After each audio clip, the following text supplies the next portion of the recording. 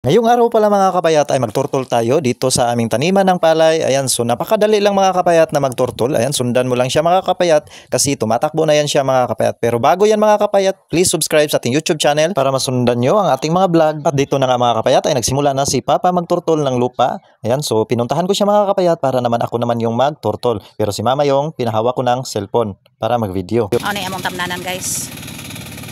Ang uban na tamnanan, ang uban pa.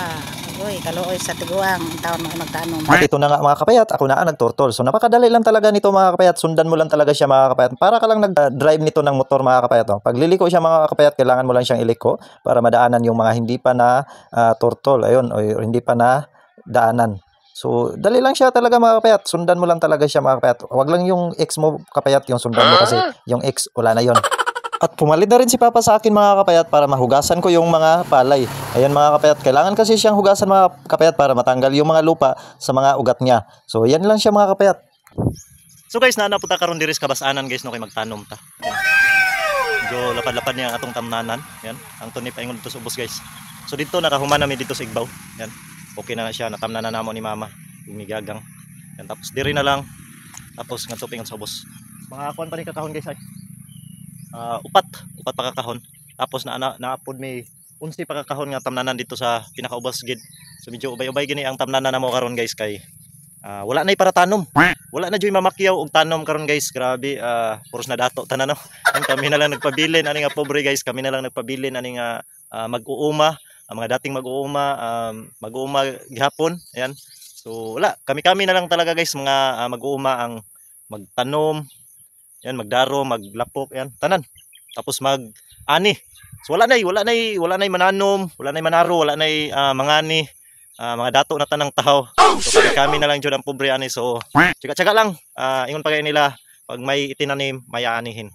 So pohon sa atong mga gipang tanom. Kanina nila ni siya guys. Pero pag mamunga na ni, managhan na ni, magtanom na ni, nindot kayo og bahala og kapoy. Kay mao man jud ni atong hanap buhay diri sa bukid no. Sa ang mag-uuma or magsasaka. So magtanom lang jud ta, di ta mawad-an og paglaom mga kasaka, mga mag-uuma, di ta mawad-an og pag-asa kay naa si Lord nga ihatag niya sa ato ang blessings permi sa ato ang hanap buhay bilang magsasaka or mag-uuma. Tiyaga lang jud ta permi. God bless sa tanang mga mag-uuma dira or magsasaka na lumalaban sa ilalim ng araw. You know, grabing init. So ani gini. Kung dili na mo lihok, wala mo yung makaon guys. So kailangan tanom jud ta. Ayan. Labi na karon na grabe ka mahal ang bugas. So lisod kayo mangitag kwarta, gamay kita sweldo, maong diri sa pag-uuma. Gamay man ang harvest pero sapat. Limot kayo. Atong problema na lang is para sudan. At dito na nga mga kapayat ay kumain na tayo kasi medyo mataas na yung araw. Kasi kanina naggatas lang tayo. At tinapos na rin ni Mama yung linya na tinaniman niya. At yan, nagpahinga na rin si Papa. Kasi ang init na talaga mga kapayat. Buti na lang merong mga puno dito sa gilid kaya nakasilong kami.